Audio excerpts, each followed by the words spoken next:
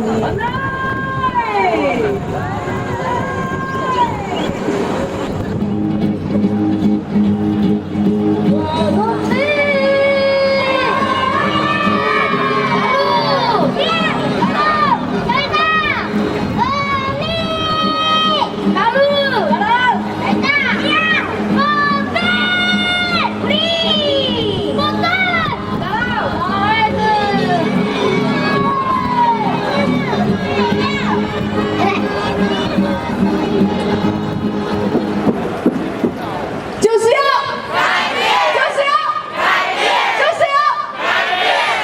我也要大声说出我的名字，我的名字叫白子，亚达维温娜。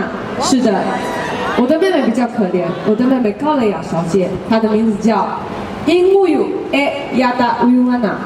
身份证写不下去，我希望马耀比后如果顺利当选的话，请跟当局反映一下，那个栏位要加宽一点。我的妹妹在底下喊说：“还我歪！”因为他的那个书写拼音必须有一个 Y 在前面，但是因为太长了，所以必须省去那个 Y。他的名字明明很好听，叫殷木有，现在变成殷木有，这是错误的。好的，今天在场有非常多的原住民的朋友，是原住民的朋友，请呐喊。但是也有非常多非原住民朋友的朋友，对不对？非原住民朋友，请呐喊一下。为什么呢？因为土地是我们大家一起拥有的。将来我们未来的孩子，我们希望他们有正确的多元文化的观念。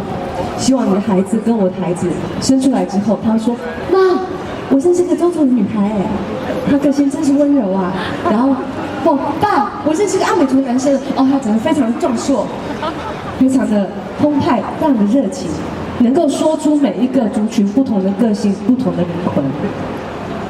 接下来有位朋友，他来帮我们讲话。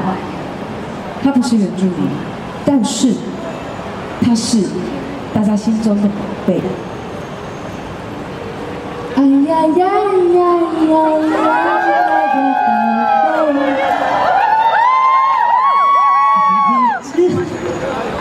这我唱不下去了。好，戏演到这边为止，我们掌声热烈欢迎